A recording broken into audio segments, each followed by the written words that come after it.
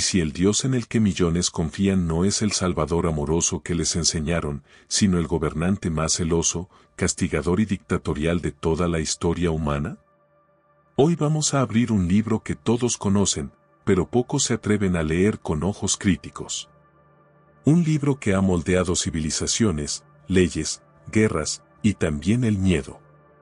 Nos han enseñado a amar al Dios de la Biblia, a adorarlo sin cuestionarlo, a temerlo si es necesario. Pero, ¿qué pasa si leemos sus propias palabras con la lupa de la razón? ¿Qué imagen emerge si no lo excusamos, si no lo justificamos, si lo tomamos exactamente como se presenta? Porque no estamos hablando de opiniones, ni de herejías modernas.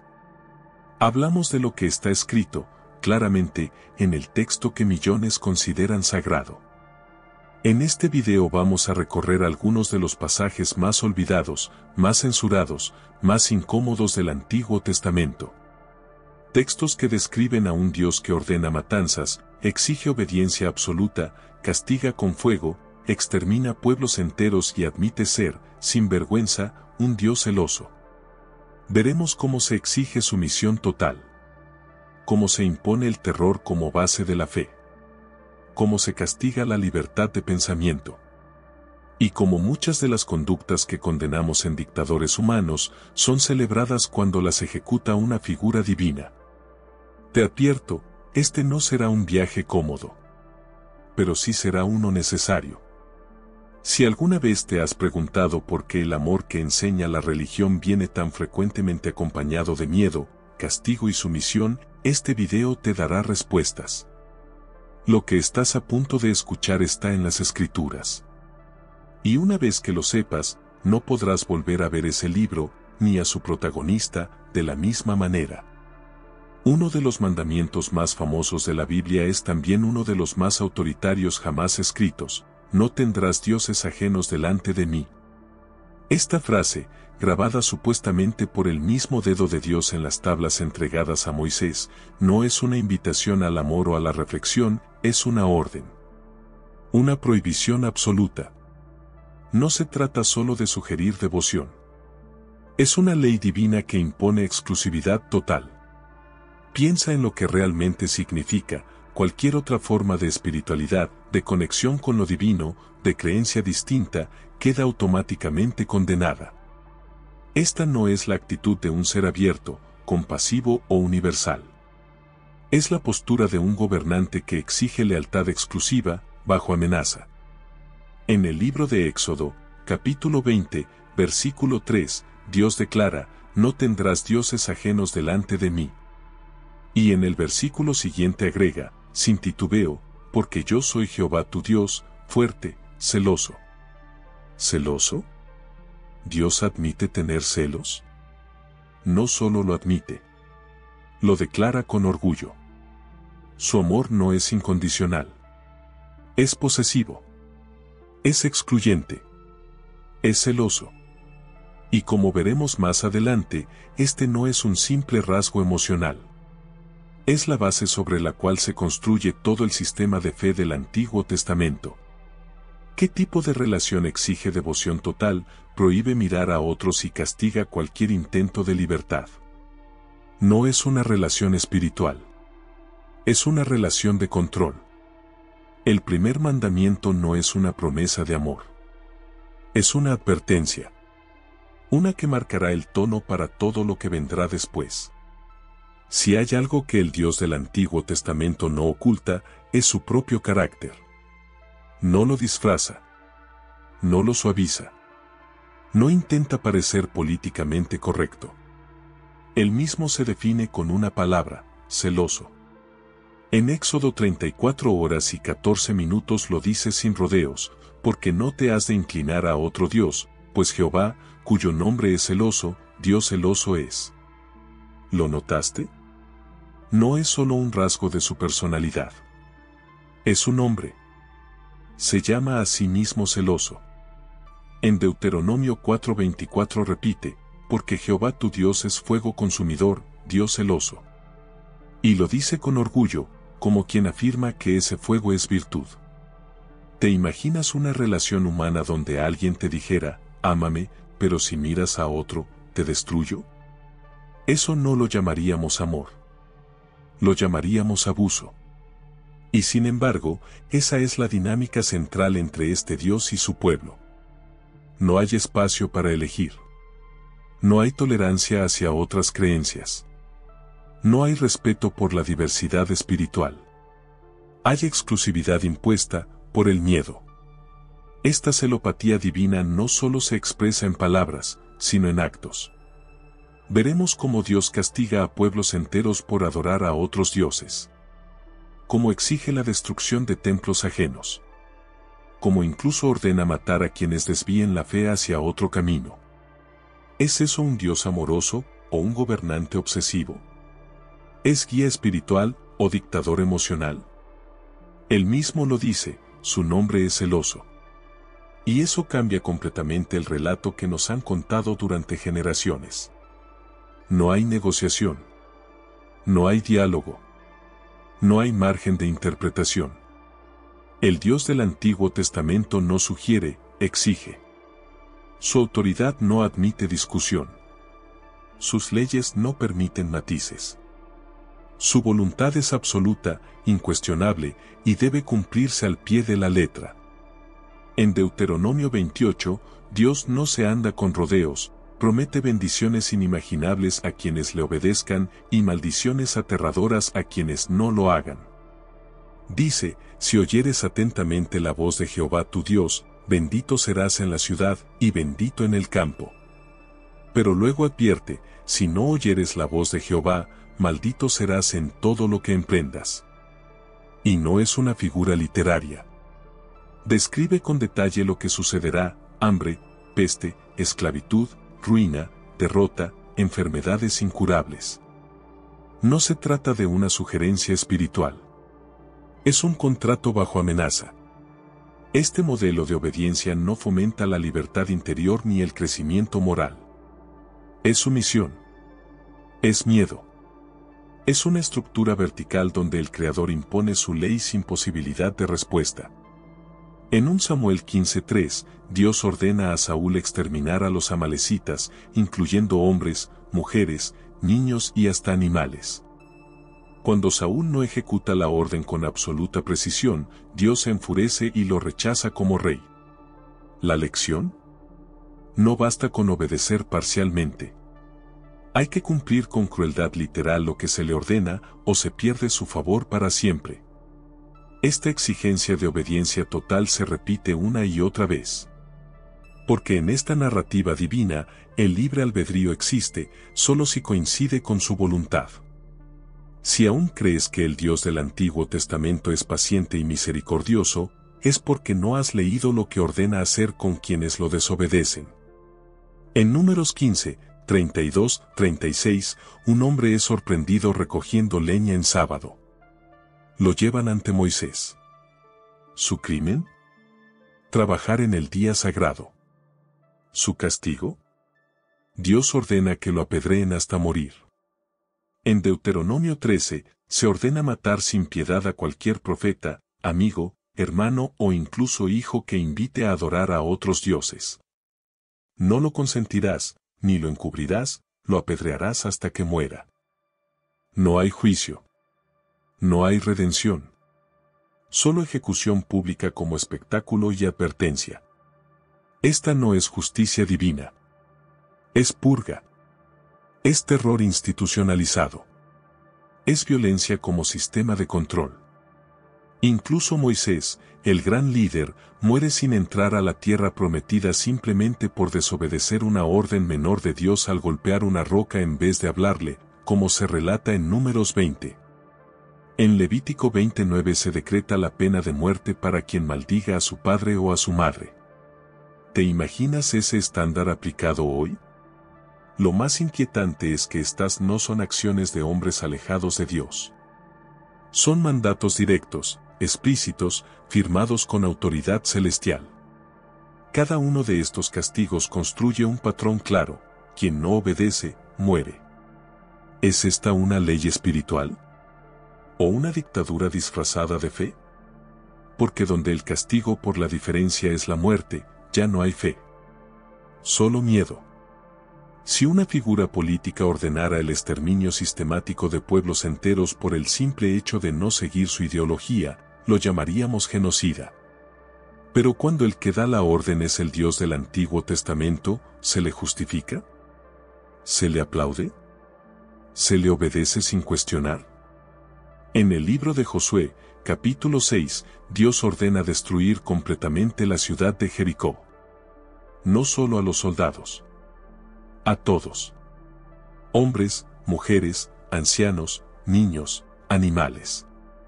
Y destruyeron a filo de espada todo lo que había en la ciudad, dice el texto. No hay misericordia. No hay diferencia entre culpables e inocentes. Solo hay obediencia ciega y sangre derramada. En 1 Samuel 15, Dios ordena a Saúl exterminar a los amalecitas, incluso a niños de pecho. Y cuando Saúl se atreve a dejar vivos a algunos, Dios lo reprende por no haber cumplido la masacre completa. En Deuteronomio 20, 16, 17, la orden es clara: no dejarás con vida a nada que respire en las ciudades que Jehová tu Dios te da en herencia. ¿Por qué? Porque esos pueblos tenían otros dioses. Porque eran distintos. Esta no es defensa. Es limpieza religiosa. Se repite en ciudad tras ciudad, destrucción total como mandato divino. ¿Qué diferencia hay entre esto y las campañas genocidas de los peores dictadores de la historia? ¿Acaso el sello de lo sagrado convierte una masacre en acto moral? ¿O nos hemos acostumbrado a justificar lo injustificable solo porque está en la Biblia? Si Dios ordena matar a todos, ¿seguimos llamándolo amoroso o empezamos a verlo como lo que sus actos sugieren? Hay una línea que incluso los más despiadados tiranos han dudado en cruzar. Una línea donde el horror toca lo absoluto: matar niños. Pero en el Antiguo Testamento, esa línea se cruza una y otra vez, con el consentimiento y la orden directa de Dios. En Josué 10, se relata cómo los israelitas, bajo mandato divino, destruyeron todo ser viviente en las ciudades conquistadas. No se hizo distinción. Niños, mujeres embarazadas, ancianos, todos fueron pasados por la espada. En Números 31, tras la guerra contra Madián, Moisés ordena matar a todos los hombres, niños incluidos, y conservar solo a las vírgenes para uso del pueblo. Todo esto, según el texto, bajo la guía de Dios. En 1 Samuel 15, la orden no admite malentendidos: mata a hombres y mujeres, niños y aun los de pecho, vacas, ovejas, camellos y asnos. ¿Qué culpa puede tener un niño de pecho? ¿Qué pecado comete un cordero? ¿Qué justicia hay en borrar a una ciudad completa por tener otro Dios? El patrón se repite una y otra vez: no se trata solo de castigar adultos que desobedecen, sino de exterminar toda forma de vida como señal de supremacía y castigo ejemplar. Esto no es alegoría. No es símbolo. Está escrito con crudeza y frialdad. La lógica detrás es simple: o me obedeces, o mueres, y si no me obedeces, mueren también tus hijos, tus animales y tu pueblo entero. ¿Cómo llamamos a una entidad que ordena la masacre de inocentes sin distinción? ¿Justicia divina o tiranía absoluta? Estas historias no están escondidas. Están en el centro del texto sagrado. Solo que muy pocos se atreven a leerlas sin miedo. En toda estructura justa, la culpa es individual. El castigo recae sobre quien comete la falta. Pero en el Antiguo Testamento, esa lógica se rompe con brutalidad.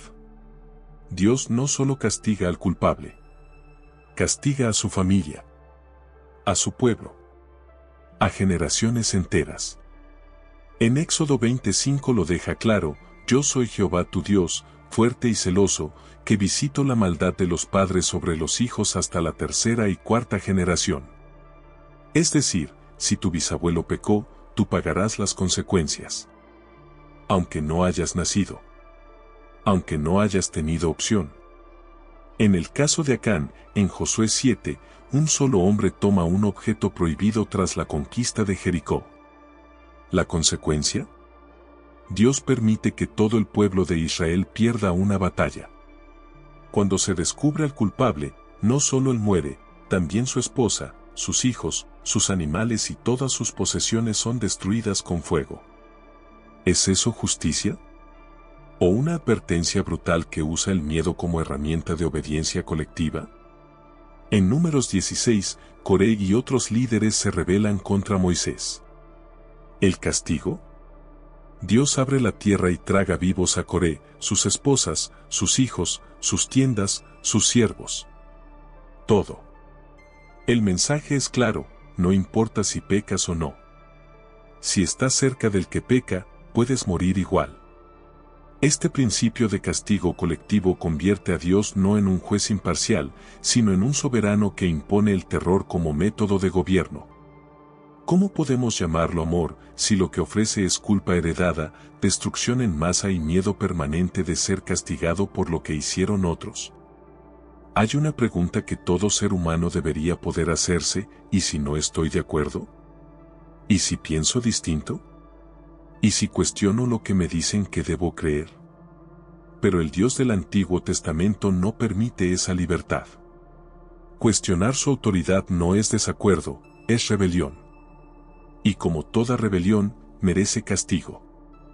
En Isaías 55, 8, Dios dice, mis pensamientos no son vuestros pensamientos, ni vuestros caminos mis caminos. Su mente está por encima, su lógica es incuestionable. En Proverbios 3:5 se aconseja, no te apoyes en tu propia prudencia. Es decir, no confíes en tu propio razonamiento. Confía solo en lo que Dios diga. Pensar diferente se convierte, de hecho, en un pecado. En Jeremías 17:9 se afirma, engañoso es el corazón más que todas las cosas. Así se descalifica la voz interior como fuente de verdad. En Números 12, cuando Aarón y Miriam critican a Moisés, Dios se enfurece y castiga a Miriam con lepra. No por un crimen, sino por atreverse a cuestionar. El mensaje es contundente, no pienses, no analices, no dudes. Obedece. ¿Qué tipo de relación espiritual prohíbe el pensamiento?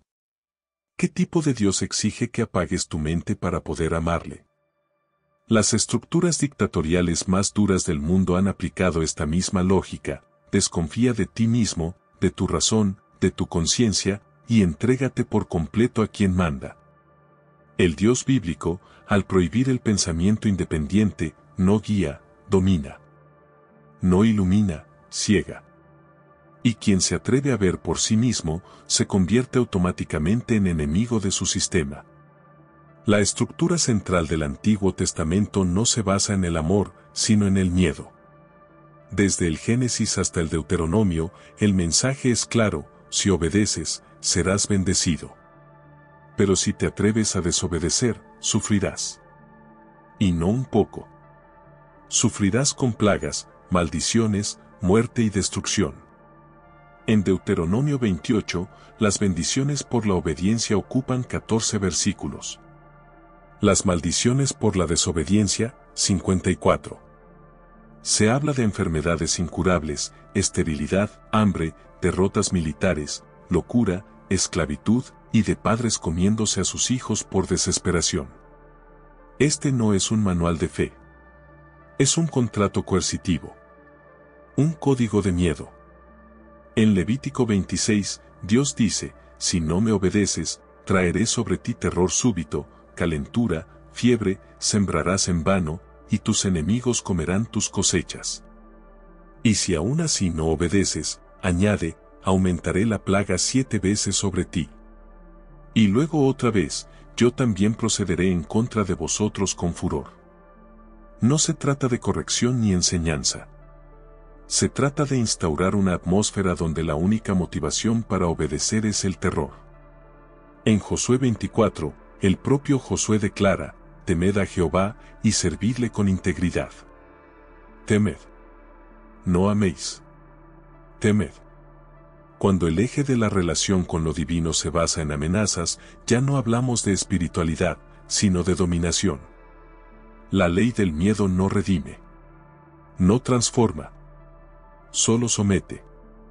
Y en la Biblia, esa es la herramienta preferida de un Dios que no pide confianza, sino temor reverencial o muerte. Amar a otro Dios. Hoy, eso suena como una decisión personal, una elección espiritual, un derecho. Pero en el Antiguo Testamento, amar a otro Dios no es solo una traición, es una ofensa capital. Es idolatría. Y la idolatría se paga con la muerte. En Deuteronomio 13, Dios ordena, si se levanta en medio de ti profeta, diciendo, vayamos en pos de dioses ajenos, no lo escuches. Antes bien, mátalo. Y no solo eso. Si tu hermano, tu hijo, tu esposa o tu mejor amigo intenta llevarte hacia otro Dios, no le perdonarás. Antes lo matarás tú mismo. ¿Te das cuenta? No se trata solo de rechazar otras creencias. Se trata de exterminarlas. De eliminar todo rastro de libertad espiritual. En Éxodo 22:20, Dios dice, el que ofreciere sacrificio a dioses excepto a Jehová solamente, será muerto. Esta no es una lucha teológica. Es una guerra por exclusividad absoluta. El Dios bíblico no acepta competencia. No tolera diversidad. No permite que ames a nadie más, aunque ese amor sea sincero. La relación que plantea es de control emocional, de celos sagrados, de exigencia de lealtad incondicional, al punto de derramar sangre por amor espiritual prohibido. ¿Eso es fe, o es posesión, eso es guía divina, o chantaje emocional? Cuando el amor por otro Dios se castiga con la muerte, no estamos hablando de religión. Estamos hablando de dictadura espiritual. ¿Qué clase de ser supremo necesita causar sufrimiento masivo para ser tomado en serio? En el Antiguo Testamento, Dios no prueba su autoridad con sabiduría, la impone con plagas. En Éxodo 7 al 12, se relata uno de los episodios más oscuros, las 10 plagas de Egipto. Agua convertida en sangre. Ranas invadiendo hogares. Piojos, moscas, peste en el ganado, úlceras en la piel, granizo destructivo, langostas, tinieblas absolutas y finalmente, la muerte de todos los primogénitos. Todo esto, no por culpa del pueblo egipcio, sino por la negativa del faraón. Pero aquí viene lo más inquietante, el mismo texto dice que fue Dios quien endureció el corazón del faraón, solo para tener excusa de mostrar más plagas. Es decir, él provoca la resistencia, para poder justificar la destrucción. Éxodo 9:16 lo dice con frialdad, a la verdad yo te he puesto para mostrar en ti mi poder, y para que mi nombre sea anunciado en toda la tierra. Las plagas no son castigo por justicia. Son espectáculo. Son demostración de fuerza. ¿Qué padre destruye vidas de inocentes para enseñar a otros a temerle? ¿Qué Dios masacra niños en medio de la noche solo para dejar claro quién manda? La muerte de los primogénitos egipcios no fue simbólica. Fue una masacre. Injustificable, incluso si se busca sentido alegórico. El mensaje queda claro, si dudas de su poder, Él te enseñará quién es, a través del dolor de los demás. No es guía. No es compasión. Es dominio absoluto, marcado por una violencia espectacular.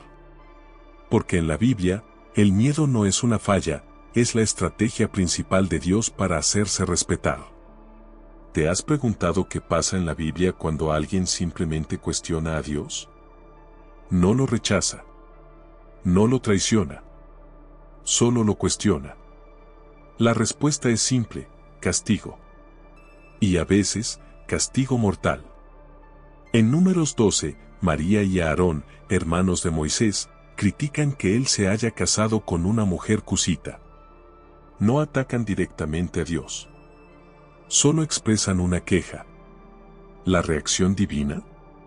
Dios desciende, se enfurece y castiga a María con lepra. En Job, un hombre justo que pierde a su familia, sus bienes y su salud, se atreve a preguntar, ¿por qué? ¿Y qué recibe a cambio? Un discurso divino humillante que lo aplasta con preguntas sarcásticas y lo reduce a polvo por atreverse a dudar. En 2 Samuel 6, Usa toca el arca del pacto para evitar que caiga al suelo. Un acto de reflejo. De buena intención. Pero como estaba prohibido tocarla, Dios lo mata al instante. Sin advertencia. Sin compasión. En Levítico 10, los hijos de Aarón presentan un fuego extraño ante el altar. No es un acto de rebelión, sino un error ritual. Resultado, fuego sale de la presencia de Dios y los quema vivos. Estas reacciones no son de un maestro que guía. Son de un tirano que no tolera que se le cuestione, ni siquiera con buena intención. El mensaje es aterrador: no pienses, no reacciones, no actúes si no es exactamente como él dice. Cualquier mínimo desvío puede costarte la vida. Esta no es una relación basada en confianza o aprendizaje. Es un juego de poder donde el más mínimo cuestionamiento se paga con el terror. Y todavía lo llamamos justo, todavía decimos que es amoroso, o empezamos a ver en estas reacciones la marca inconfundible del miedo institucionalizado. A lo largo del Antiguo Testamento, Dios no es solo un juez, un legislador o un guía espiritual. Es un guerrero. Y no cualquier guerrero, sino uno que se deleita en la victoria absoluta, en la sangre de sus enemigos y en la destrucción total de quienes se oponen a él. En Éxodo 15:3 lo dice con orgullo: Jehová es varón de guerra, Jehová es su nombre. No es una metáfora. Es un título. Dios se presenta como combatiente, como líder militar, como comandante de ejércitos. En Deuteronomio 20, él mismo da instrucciones detalladas para la guerra, como rodear ciudades, cuándo ofrecer rendición y cuándo exterminar por completo a hombres, mujeres y niños. En Josué, cada batalla es dirigida o bendecida por Dios. Cada victoria es seguida de masacres, saqueos y la destrucción completa de todo ser viviente. En Isaías 63, Dios describe cómo pisará a las naciones como a uvas en un lagar, y cómo sus vestiduras se mancharán de sangre. Su sangre salpicó mis vestidos, dice el propio Dios. No es una imagen de justicia. Es una imagen de furia. De venganza. De gloria violenta. La Biblia no esconde esta faceta. La celebra. Dios como guerrero es un tema recurrente. Y su poder no se manifiesta en la paz, sino en la guerra. ¿Qué tipo de Dios necesita matar para demostrar su divinidad? ¿Qué espiritualidad se edifica sobre la sangre del enemigo? Tal vez no hemos estado adorando a un pacificador, sino a un conquistador. El Dios del Antiguo Testamento no solo actúa directamente. También mueve a los líderes humanos como piezas en un tablero. Reyes, jueces, profetas, todos están sometidos a su voluntad. Y cuando alguno se resiste, Dios interviene para manipular su destino.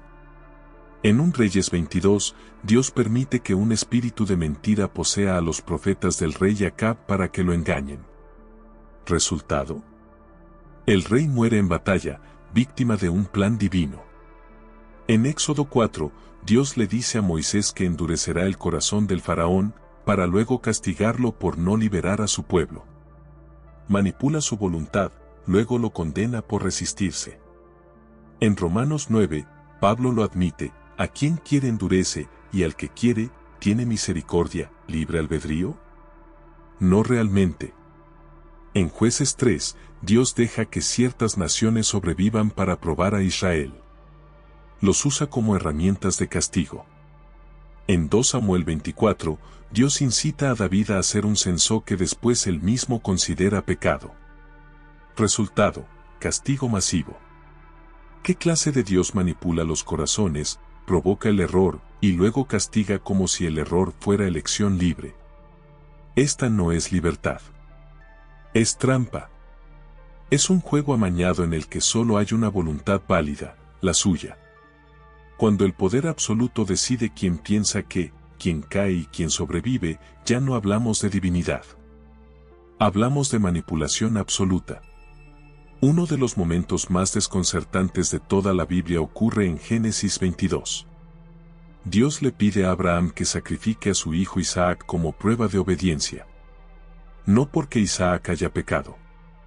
No porque haya una necesidad urgente. Solo para comprobar si Abraham lo ama lo suficiente como para asesinar a su propio hijo. Abraham obedece. Prepara la leña. Lleva el cuchillo. Ata a su hijo. Y justo cuando va a matarlo, Dios lo detiene. Muchos lo celebran como una historia de fe. Pero si lo piensas fríamente, es una historia de abuso. Un Dios que exige el máximo acto de horror, el sacrificio de un hijo amado, solo para comprobar lealtad, no es un guía. Es un amo que juega con el alma de sus fieles. En Jeremías 19:5, Dios condena a Israel por ofrecer sacrificios humanos a otros dioses. Pero aquí, Él mismo hace la petición. ¿Hipocresía? ¿O prueba de que los dioses antiguos compartían prácticas similares de control extremo? Incluso si el sacrificio no se consumó, el trauma sí. Abraham estuvo dispuesto a asesinar a su propio hijo. Y eso fue aplaudido. ¿Qué mensaje deja esto?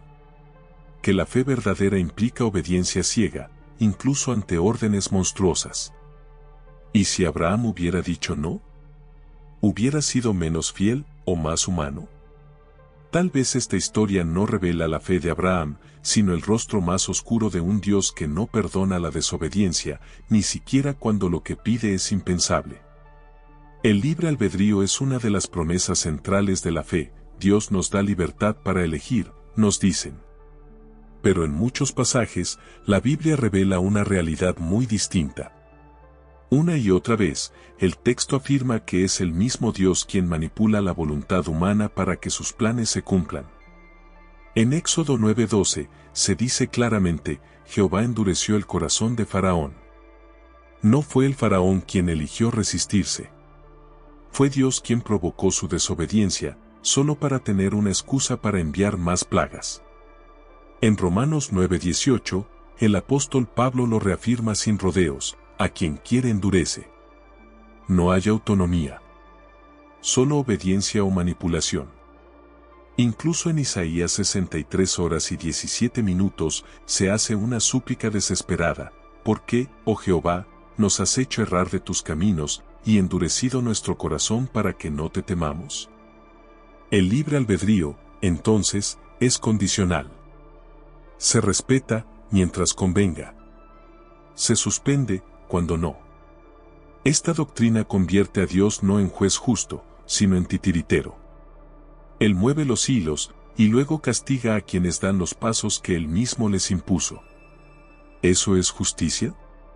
¿O es crueldad divina disfrazada de voluntad superior? Cuando la libertad se convierte en una ilusión, la fe deja de ser una elección y se transforma en una prisión invisible. La Biblia no solo dicta normas externas. También se entromete en lo más íntimo, el cuerpo, el deseo, el placer.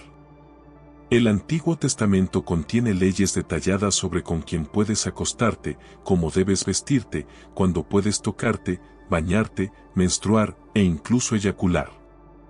En Levítico 15, se describe la impureza por flujo corporal, quien eyacula es impuro hasta la noche. La mujer que menstrua es impura durante 7 días. Cualquier cosa que toquen se vuelve impura. En Deuteronomio 22:5, se prohíbe que una mujer vista ropa de hombre, y viceversa. ¿La consecuencia? Abominación ante Jehová.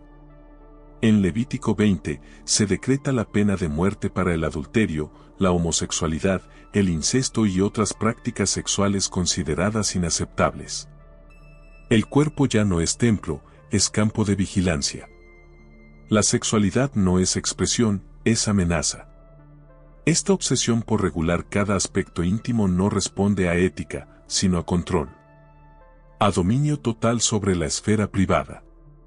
El deseo se convierte en delito. El placer, en pecado. Y la expresión personal en transgresión divina. ¿Qué clase de Dios necesita dictar cómo y cuándo puedes tocarte, amar o disfrutar? ¿Qué espiritualidad se basa en reprimir lo más humano? Cuando una fe controla tu cuerpo, ya no es guía, es dictadura. Y el cuerpo, su primer campo de batalla. Uno de los rasgos más evidentes del Dios del Antiguo Testamento es su desprecio hacia los pueblos que no lo reconocen. Cananeos, amorreos, amalecitas, egipcios, madianitas, todos fueron blancos de su furia. No por lo que hicieron, sino por quienes eran y a qué dioses adoraban. En Deuteronomio 7:2, Dios ordena a Israel destruir por completo a 7 naciones, no harás con ellas alianza, ni tendrás de ellas misericordia. En Números 31, manda a exterminar a los madianitas y tomar a las vírgenes como botín. Todo lo demás debía morir. ¿Por qué? Porque eran distintos. Porque no lo adoraban a él. En Josué, cada ciudad que no se rinde es arrasada. No se negocia. No se evangeliza. Se extermina. Incluso los matrimonios mixtos son condenados. En Esdras 10, se obliga a los israelitas a abandonar a sus esposas extranjeras y a los hijos nacidos de esas uniones. El mensaje es claro, lo diferente es peligroso. Lo ajeno, impuro. Lo extranjero, enemigo. Esta visión no promueve amor al prójimo. Promueve odio cultural, xenofobia divina y una visión del mundo en blanco y negro. ¿Qué clase de Dios exige la pureza étnica y religiosa como condición de salvación? ¿Dónde queda el amor universal? Si el Dios bíblico promueve el odio al diferente, ¿no será que hemos confundido a un Dios de amor con uno de supremacía espiritual? En el Antiguo Testamento, discrepar con Dios no es solo pecado. Es traición. Y la traición se paga con sangre. No se permite la disidencia. No hay espacio para objeciones sinceras, dudas honestas o visiones distintas. Todo aquel que se aparte del camino impuesto es considerado enemigo. En Deuteronomio 17, se ordena matar a quien no obedezca al sacerdote o al juez en turno. No se discute. No se le da otra oportunidad. Morirá el hombre que procediere con soberbia. En Éxodo 32, tras el episodio del becerro de oro, Moisés pregunta, ¿quién está por Jehová? Los levitas se le unen. ¿Y qué hacen? Matan a 3,000 israelitas en un solo día. En 2 Crónicas 15:13, se establece que todo el que no buscare a Jehová, debía morir, tanto el pequeño como el grande, tanto el hombre como la mujer. Este no es solo control espiritual. Es un sistema de exterminio ideológico. Una teocracia absoluta. La figura de Dios no tolera oposición. Su poder no admite debate. Su sistema no permite alternativas. ¿Acaso el verdadero amor espiritual necesita sangre para imponerse? ¿O es este el reflejo más oscuro del autoritarismo, proyectado sobre lo divino? Donde la diferencia se mata, el alma no florece. Solo se arrodilla, temblando. Muchos creen que la Biblia condena la esclavitud. Pero lo cierto es que, en el Antiguo Testamento, Dios no solo permite la esclavitud, la regula. En Éxodo 21 se dan instrucciones precisas sobre cómo tratar a los esclavos. Incluso se permite vender a una hija como si fuera una propiedad. Si compras un siervo hebreo, 6 años servirá, al 7º saldrá libre. Pero si durante ese tiempo tuvo esposa e hijos, no podrá llevárselos. Se quedan con el amo. En Levítico 25, 44-46, se autoriza comprar esclavos de entre las naciones vecinas. Se aclara que pueden heredarse como propiedad familiar. No se habla de abolir la esclavitud. No se dice que está mal. Solo se regula. Como si fuera algo normal. Incluso Jesús, en sus parábolas, menciona amos y siervos sin condenar la esclavitud como sistema. ¿Qué clase de Dios eterno no declara que un ser humano jamás debe poseer a otro? ¿Dónde está la justicia divina cuando se legitima el sometimiento humano? La verdad es incómoda, pero clara. La Biblia, inspirada, según se dice, por Dios, nunca prohíbe la esclavitud. La acepta. La normaliza. Y eso habla más fuerte que 1000 sermones sobre libertad y amor. Si hay un sector de la humanidad que ha sido oprimido sistemáticamente bajo la autoridad de lo divino, son las mujeres. En la Biblia, la mujer no es sujeto espiritual autónomo.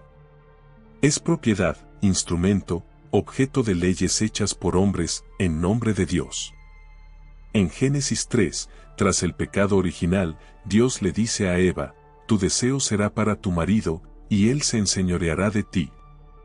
En Éxodo 20, el mandamiento no codiciarás menciona a la mujer junto al buey, la casa y el esclavo. Parte del inventario del hombre. En Deuteronomio 22, si una mujer es violada en el campo y no grita, se asume que consintió. Si no es virgen el día de su boda, puede ser apedreada. Si 2 hombres pelean y la esposa de uno toca los genitales del otro para defender a su esposo, se le debe cortar la mano, sin compasión. No hay mandamientos que protejan su libertad. Solo leyes que controlan su cuerpo, su deseo, su matrimonio, su silencio. Y todo esto no se presenta como cultura de época. Se presenta como mandato de Dios. ¿Qué tipo de Dios crea un sistema donde la mitad de la humanidad nace subordinada? ¿Es esa la justicia eterna que nos prometieron? Tal vez lo más divino que pueda hacer una mujer es desobedecer esa estructura. El infierno. Ese lugar de tormento eterno, fuego inextinguible y dolor infinito. Pero, ¿te has preguntado por qué existe? ¿Cuál es su propósito real? En la narrativa bíblica, el infierno no es solo un destino para los malvados. Es una herramienta. Un método de control. Se nos dice, obedece o sufrirás eternamente. Esa es la premisa. No basta con vivir bien. No basta con ser justo. Si no crees, si no obedeces, si no aceptas sin dudar, te espera la condena. ¿Y qué tipo de ser lanza a sus criaturas a un tormento eterno por errores temporales? ¿Es eso justicia o venganza divina? Jesús mismo habla más del infierno que del cielo. El gusano no muere, el fuego no se apaga, dice en Marcos 9. El castigo no es proporcional. Es absoluto. Y eterno. Porque lo que está en juego no es el alma, es la obediencia. El infierno es la amenaza máxima. El castigo final para quien se atreva a pensar diferente, amar diferente, creer diferente. En vez de redención, se ofrece condena. En vez de compasión, castigo sin fin. ¿No suena eso más a chantaje emocional que a guía espiritual? ¿Más a dictador que a Dios amoroso? El infierno no redime. Solo intimida. Y ese, tal vez, es su verdadero propósito. Las leyes del Antiguo Testamento no dejan espacio para la duda ni para la compasión. Son absolutas. Implacables. Frías. No importa el contexto. No importa la intención. Si la norma se rompe, se castiga. En Levítico 24:16 se dice, el que blasfeme el nombre de Jehová, ha de ser muerto. En Números 15:32, un hombre es encontrado recogiendo leña en sábado. Su castigo, ser apedreado hasta morir. No importa que tuviera hambre. No importa si lo hizo por necesidad. La ley es la ley. Y el castigo es la muerte.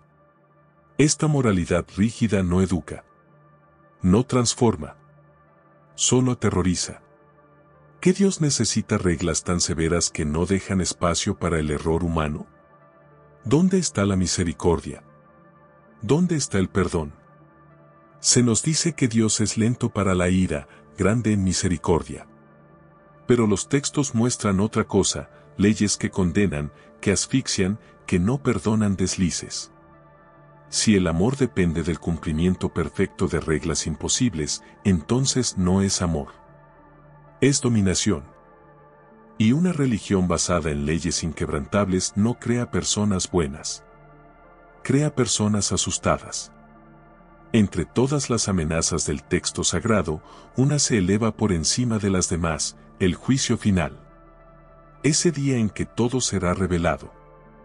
En que los justos serán salvados y los demás condenados para siempre.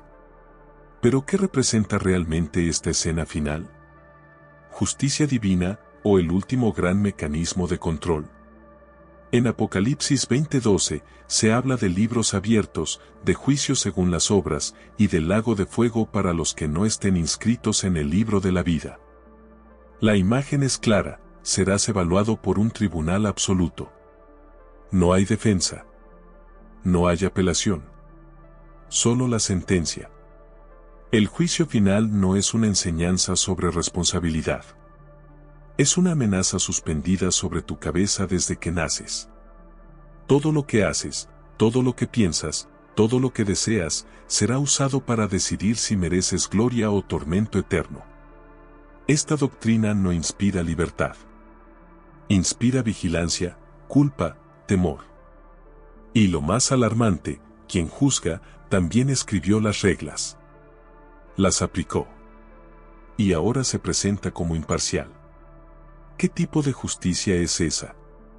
¿Y por qué un Dios necesita un juicio eterno para obligarte a obedecerlo en vida? Tal vez, el juicio final no sea un acto de justicia, sino el último capítulo de una larga historia de miedo divinamente institucionalizado. En toda la narrativa bíblica hay una verdad incómoda que se repite una y otra vez: el amor de Dios es condicional. No es amor incondicional. No es amor sin barreras. Es amor con cláusulas, requisitos, amenazas. Si me obedeces, te bendeciré. Si me desobedeces, te destruiré. Eso no es amor. Es un contrato basado en el miedo. Deuteronomio 28 lo deja claro: bendiciones para el obediente, maldiciones atroces para el rebelde. ¿Y qué pasa si amas a Dios pero dudas? ¿O si lo amas pero cometes errores? La Biblia no muestra compasión. Muestra castigo. El amor bíblico se parece más a una relación tóxica que a un vínculo espiritual. Un Dios que exige ser el único amado, que castiga la independencia, que destruye si no se le adora como Él quiere. ¿Te imaginas una pareja diciendo, ámame o te mato? Eso es abuso. ¿Por qué con Dios sería diferente? Cuando el amor viene con cláusulas y miedo, deja de ser amor. Y se convierte en herramienta de control. Y si eso es lo que hemos llamado divino, tal vez hemos confundido al verdugo con el Salvador. El principio de la sabiduría es el temor de Jehová. Esa frase se repite en Salmos, Proverbios y en los sermones de miles de iglesias. ¿Pero desde cuándo el miedo es sabiduría? ¿Desde cuándo temer es virtud? La Biblia no oculta su intención: inculcar el temor a Dios como base de la obediencia. Se nos enseña a temer su castigo, su ira, su juicio. A temblar ante su presencia. A vivir con culpa constante. En Éxodo 20:20, Moisés dice: Dios ha venido para probaros, y para que su temor esté delante de vosotros, para que no pequéis. No se nos invita a reflexionar, ni a amar por elección. Se nos programa a obedecer por miedo. ¿Qué tipo de espiritualidad nace del temor? ¿Qué relación puede florecer cuando su raíz es el terror? El temor puede producir sumisión, pero nunca autenticidad. Y si la única manera de mantener la fe es asustar a los creyentes, entonces tal vez la fe no es tan fuerte como se dice. Tal vez solo es una jaula, disfrazada de cielo. En nombre de Dios, se han librado guerras, cruzadas, masacres. Pero lo más inquietante es que muchas de ellas no contradicen el mensaje bíblico, lo cumplen. En el Antiguo Testamento, Dios ordena guerras. No como último recurso, sino como instrumento de expansión y castigo. Deuteronomio 20 establece las reglas: si una ciudad se rinde, será tributaria. Si no, será destruida. Josué no fue un conquistador rebelde. Fue un general divinamente autorizado. Cada ciudad que arrasó, lo hizo por mandato directo de Dios. No dejarás con vida a nada que respire, dice el texto. Esa no es estrategia militar. Es exterminio. Las guerras santas no fueron perversiones del mensaje. Fueron obediencia literal. Incluso en tiempos modernos, muchos líderes han justificado violencia apelando a textos bíblicos. ¿Y quién puede culparlos? Si el mismo Dios usó la guerra para imponer su voluntad. ¿Qué clase de Dios necesita ejércitos para hacerse respetar? ¿Qué espiritualidad necesita sangre para sobrevivir? Si la paz se promete pero la guerra se practica, entonces quizás la espada siempre fue más honesta que la palabra. Una de las estrategias más usadas por dictaduras es elegir un grupo al que llamar el pueblo especial. El resto queda excluido. En la Biblia, ese patrón es evidente. Dios escoge a Israel como su pueblo elegido, su herencia, su niño amado. En Deuteronomio 7:6 se afirma: porque tú eres pueblo santo para Jehová tu Dios. Jehová te ha escogido para serle un pueblo especial, más que todos los pueblos. ¿Y qué pasa con los demás? Son enemigos. Son impuros. Son carne de destrucción. Esta elección no es inclusión. Es supremacía espiritual. A los pueblos cananeos, por ejemplo, no se les da la oportunidad de convertirse. Se les extermina. El favoritismo divino se convierte en licencia para la violencia. Y lo peor, se justifica como justicia. Esta narrativa alimenta una lógica peligrosa: si Dios está conmigo, todo lo que haga está bien. Incluso matar. Incluso destruir. ¿Eso es espiritualidad o nacionalismo sagrado disfrazado de fe? Cuando el amor de Dios se limita a un grupo, se convierte en privilegio. Y el privilegio siempre excluye. Cuando se habla del juicio divino, pocas historias son tan brutales como la destrucción de Sodoma y Gomorra. En Génesis 19, Dios decide arrasar estas ciudades por su pecado. ¿Cuál era? Las versiones varían: soberbia, violencia, falta de hospitalidad y sí, también sexualidad distinta. Pero lo más grave no es el motivo. Es la forma. Dios no castiga a los culpables uno por uno. Elimina todo: hombres, mujeres, niños, ancianos, animales, casas, cosechas. La esposa de Lot, por el simple acto de mirar atrás, es convertida en estatua de sal. Esto no es justicia quirúrgica. Es furia ciega. Abraham intenta negociar con Dios. Le pregunta: ¿destruirás al justo con el impío? Dios dice que si encuentra a 10 justos, no lo hará. No los encuentra. Y destruye todo. ¿Qué clase de Dios no puede salvar ni a los inocentes si no alcanzan un número mínimo? La destrucción masiva como castigo colectivo revela una verdad inquietante: a veces, en la Biblia, la justicia divina se parece mucho a una venganza desproporcionada. Y si eso es lo que veneramos, tal vez hemos estado adorando más el poder que la compasión. Uno de los rasgos más perturbadores del Dios bíblico es su inestabilidad emocional. No es constante. No es predecible. Es volátil. Se enoja, se arrepiente, se entristece, se pone celoso, cambia de opinión, destruye por impulso.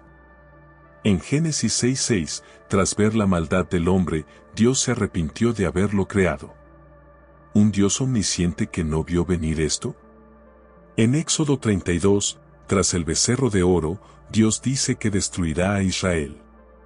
Pero Moisés lo convence de no hacerlo. Dios cede. Cambia de parecer. En Números 14, el pueblo se queja y Dios quiere aniquilarlos. Moisés intercede otra vez y Dios se detiene. ¿Qué clase de ser supremo necesita que un humano le calme los impulsos? ¿Qué clase de divinidad se arrepiente, se enoja, se contradice? La imagen es clara, no es un juez sereno. Es un monarca temperamental. Y eso lo hace aterrador. Porque nunca sabes cuál versión de Dios tendrás enfrente, el que bendice o el que arrasa. Esta imprevisibilidad no genera confianza. Genera miedo. Y si debemos vivir adorando a un Dios solo para evitar que explote, entonces eso no es espiritualidad. Es supervivencia. Un Dios perfecto no puede errar. No puede contradecirse.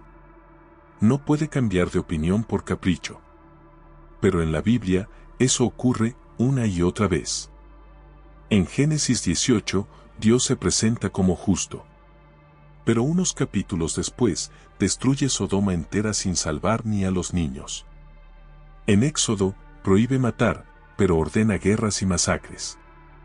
En 1 Samuel 15:11, Dios dice, me pesa haber puesto por rey a Saúl, ¿cómo puede arrepentirse un ser omnisciente? ¿Acaso no sabía lo que ocurriría? En Isaías 45:7, Dios declara, yo formo la luz y creo las tinieblas, hago la paz y creo el mal, ¿Dios crea el mal? Estas contradicciones no son simbólicas. Son evidentes. Y socavan la imagen de coherencia y perfección que tantas veces se predica.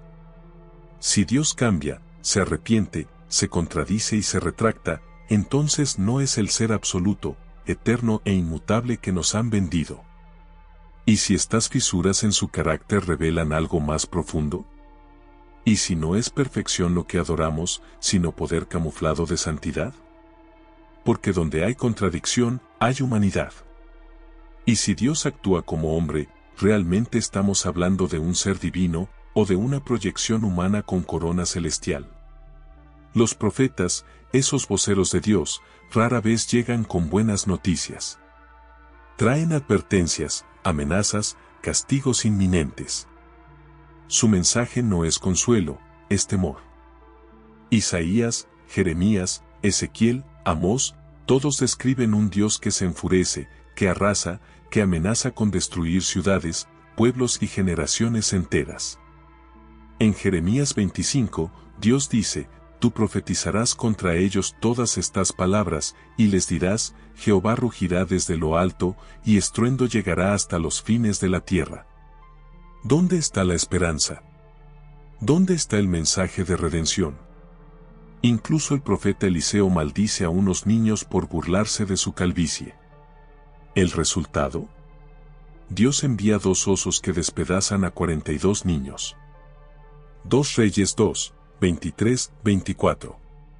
Los profetas no anuncian el amor de Dios. Anuncian su ira. Son portavoces del castigo, no del perdón. ¿Y qué espiritualidad se edifica sobre el miedo constante de ser destruido si no se cumple cada detalle? Cuando los mensajeros de Dios solo traen amenazas, entonces tal vez el mensaje nunca fue amor, sino dominación. Hay algo más peligroso que el castigo, el silencio impuesto. Y en la Biblia, Dios no solo actúa. También ordena que ciertas cosas jamás se revelen. En Daniel 12:9, se le dice al profeta, estas palabras están cerradas y selladas hasta el tiempo del fin, ¿por qué sellar una revelación? ¿Qué se oculta? En Apocalipsis 10:4, Juan está por escribir lo que los 7 truenos dijeron, pero oye una voz del cielo que dice, sella las cosas que los 7 truenos han dicho, y no las escribas. Incluso Jesús, en Marcos 4:11, dice que a sus discípulos les es dado conocer los misterios, pero que a los de fuera todo se les habla en parábolas para que viendo vean, y no perciban. Esta es una censura divina. Una selección elitista de quien merece saber, y quien debe permanecer en la ignorancia. ¿Qué clase de Dios oculta información vital a su creación? ¿Qué verdad es tan peligrosa que debe ser silenciada por siglos? El ocultamiento es poder. Y quien controla la verdad, controla al pueblo. Cuando el Dios bíblico impone silencio, no protege. Manipula. Y ese silencio pesa más que 1000 plagas. Porque mantiene a millones obedeciendo sin saber por qué. La historia oficial enseña que Dios castiga a quienes rechazan su autoridad. Pero hay momentos en la Biblia donde el castigo llega incluso a quienes rebelan demasiado. En 2 Samuel 6, Usa muere instantáneamente por tocar el arca del pacto, aun cuando solo intentaba evitar que cayera. No por desobedecer, sino por intervenir donde no debía. En Éxodo 33 horas y 20 minutos, Dios le dice a Moisés, no podrás ver mi rostro, porque no me verá hombre, y vivirá. Ver demasiado, mata. En Levítico 10, los hijos de Aarón son consumidos por fuego divino por ofrecer fuego extraño ante el altar. ¿Qué fue ese fuego extraño? Nunca se explica. Solo se castiga. En Números 4:15, los coatitas, encargados del transporte de los objetos sagrados, no pueden tocarlos. Porque morirán. Aun si están haciendo su trabajo. La divinidad no protege su misterio con amor, sino con amenazas. Lo sagrado no es compartido. Es censurado, sellado, restringido. ¿Qué clase de Dios mata a quien revela? ¿Qué poder teme ser visto? ¿Qué verdad no puede ser dicha? Tal vez lo más peligroso en la Biblia no fue pecar, sino mirar demasiado cerca. Porque lo que hay detrás del velo, quizás no era lo que se nos prometió. ¿Qué pasa cuando alguien cuestiona a Dios directamente? Cuando lo enfrenta, lo desafía, lo pone en jaque con preguntas reales. La Biblia tiene una respuesta clara, ese acto se paga caro. En el libro de Job, un hombre justo pierde todo, hijos, bienes, salud. Y cuando se atreve a preguntar por qué, lo que recibe no es consuelo, sino humillación. Dios le responde con ironía, con sarcasmo, con una avalancha de preguntas diseñadas para aplastarlo. ¿Dónde estabas tú cuando yo fundaba la tierra? No hay explicación. Solo exhibición de poder. Yo soy grande, tú no entiendes. Ese es el resumen. Job se arrepiente. No porque haya entendido, sino porque fue aplastado por la lógica de lo incuestionable. En otras palabras, pensar distinto es una amenaza. Preguntar, dudar, exigir justicia, son actos de rebeldía. Esta dinámica convierte la espiritualidad en obediencia sin pensamiento. En fe sin conciencia. En sumisión sin alma. Y si eso es lo que Dios exige, entonces quizás lo que Él desea no es amor, sino control absoluto sobre cada rincón del pensamiento humano. ¿Qué pasa cuando quien juzga, crea las reglas, decide el castigo y ejecuta la sentencia? Entonces no hay justicia. Solo dictadura. En la Biblia, Dios no es solo legislador. Es juez, jurado y verdugo. No hay apelación. No hay defensa. No hay equilibrio. Él dicta las normas. Él evalúa si las cumpliste. Y si no, te condena. En Deuteronomio 32 horas y 39 minutos, Él dice, yo hago morir y yo hago vivir, yo hiero, y yo sano, y no hay quien de mi mano libre. ¿Qué libertad existe ante un poder que lo abarca todo y no responde ante nadie? ¿Qué justicia puede surgir de un sistema donde todo se concentra en una sola voluntad? Incluso en la teología cristiana, Dios es juez final. El que decide el destino eterno de cada alma. Pero ¿quién juzga al juez? ¿Quién corrige su error? ¿Quién le dice que ha sido injusto? Nadie. Porque su autoridad es absoluta. Y donde hay poder absoluto sin rendición de cuentas, no hay justicia divina. Solo obediencia temerosa. Si Dios es todo, y no permite que nadie lo cuestione, entonces es el dictador más perfecto jamás concebido. Y quizá, solo quizá, eso no es divinidad. Es tiranía. Disfrazada de eternidad. El libre albedrío es uno de los pilares de la fe. La idea de que somos libres de elegir a Dios, de amarlo, de seguirlo, o no. Pero, Si miramos bien, descubrimos algo aterrador: ese libre albedrío es una ilusión. Desde Génesis hasta Apocalipsis, la elección viene con condiciones: obedeces o mueres. Crees o eres condenado. Amas o sufres. ¿Es eso libertad? ¿O es coacción envuelta en lenguaje religioso? Si Dios te da libertad pero te amenaza con el infierno por usarla mal, entonces no eres libre. Eres prisionero. ¿Qué diferencia hay entre un tirano que exige lealtad bajo amenaza y un Dios que te deja elegir, pero castiga tu elección eternamente? El libre albedrío en la Biblia no es una herramienta de crecimiento. Es una trampa moral. Y cuando se vive con miedo a elegir mal, no se vive. Se sobrevive. Si Dios quería hijos libres, ¿por qué puso una espada sobre sus cabezas? A lo largo de este viaje, hemos desmantelado la imagen de un Dios amoroso y justo. No con opiniones. Con texto. Con citas. Con evidencias. Hemos visto a un ser que ordena genocidios, exige sumisión, premia el miedo, castiga la duda, odia la diferencia y se proclama juez, jurado y verdugo. Y hemos hecho la pregunta prohibida: ¿y si el verdadero rostro del Dios bíblico no es el de un padre amoroso, sino el de un dictador celoso? Tal vez no fue el diablo quien se disfrazó de luz, sino el poder. El control. La dominación. Tal vez el amor divino que nos predicaron fue un chantaje emocional disfrazado de salvación. Tal vez el verdadero pecado no fue desobedecer, sino no atreverse a cuestionar. Si Dios se comporta como un tirano, ¿debemos seguir llamándolo bueno solo porque está en las Escrituras? ¿O ha llegado el momento de ver, con ojos abiertos, que lo que nos han hecho adorar no siempre fue amor? Si llegaste hasta aquí, es porque te atreves a pensar, a cuestionar, a dudar. Y eso, en este mundo, es revolucionario. Gracias por ver este video hasta el final. Si te impactó, si removió algo en ti, si te hizo ver con otros ojos lo que siempre diste por hecho, suscríbete. Comparte. Déjanos tu opinión en los comentarios. Este canal no está hecho para creyentes ciegos, sino para buscadores incómodos. Para mentes que no se conforman con lo que les dijeron. Aquí seguimos rompiendo el silencio. Cuestionando lo incuestionable. Diciendo lo que muchos piensan, pero pocos se atreven a decir. Porque el conocimiento no es pecado. El miedo, sí. Gracias por estar.